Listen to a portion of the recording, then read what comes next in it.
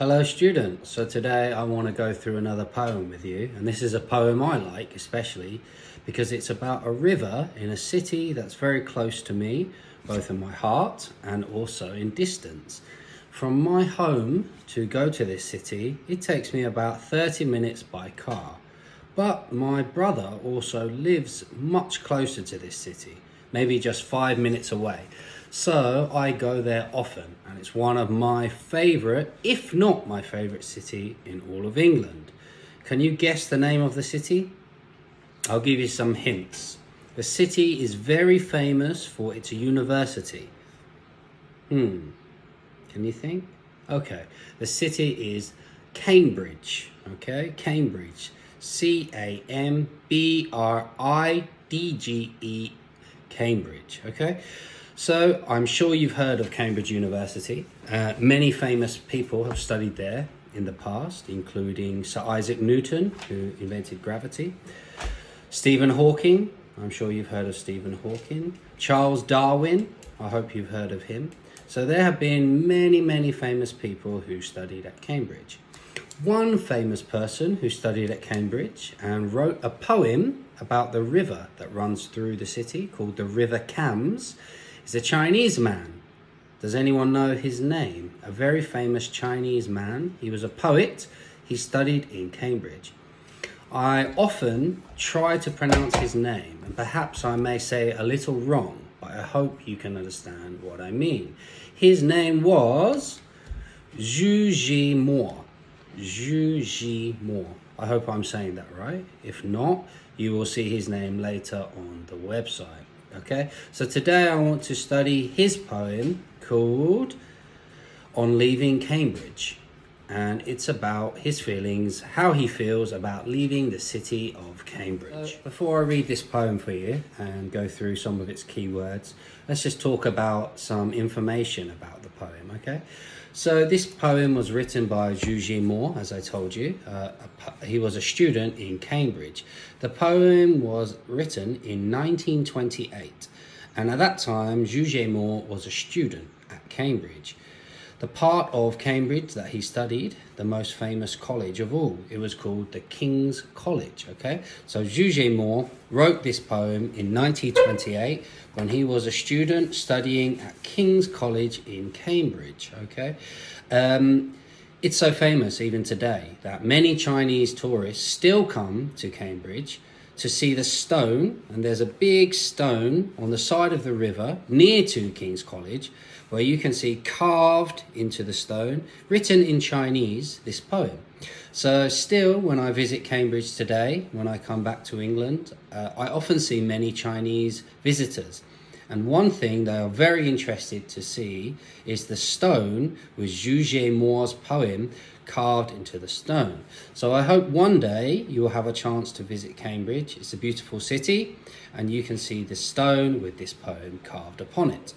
I'm now going to read this poem for you, and then we will talk about some of the key words we can find in the poem. On Leaving Cambridge by Zhu Jimo. Softly I am leaving, just as softly as I came. I softly wave goodbye to the clouds in the western sky. The golden willows by the riverside are young brides in the setting sun. Their glittering reflections on the shimmering river keep undulating in my heart.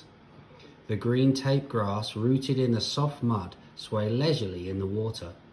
I am willing to be such a waterweed in the gentle flow of the River Cam.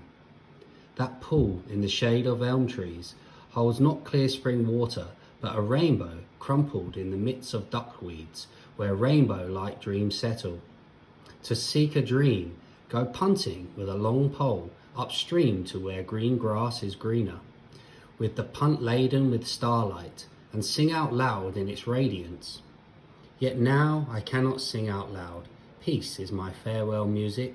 Even crickets are now silent for me, for Cambridge this evening is silent. Quietly I am leaving, just as quietly as I came, gently waving my sleeve.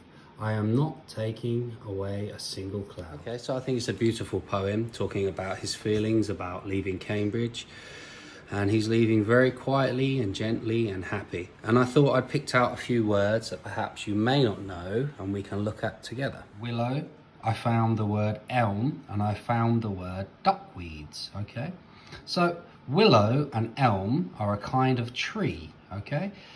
They're trees, so a willow tree or an elm tree. If you like, you can search it online and try to find a picture of what a willow tree looks like and what an elm tree looks like, so you can imagine what kind of trees he was looking at. I also found the word duckweeds, okay? A duckweed is a kind of plant, okay? Again, if you want to see how this looks, you can search online and see a picture.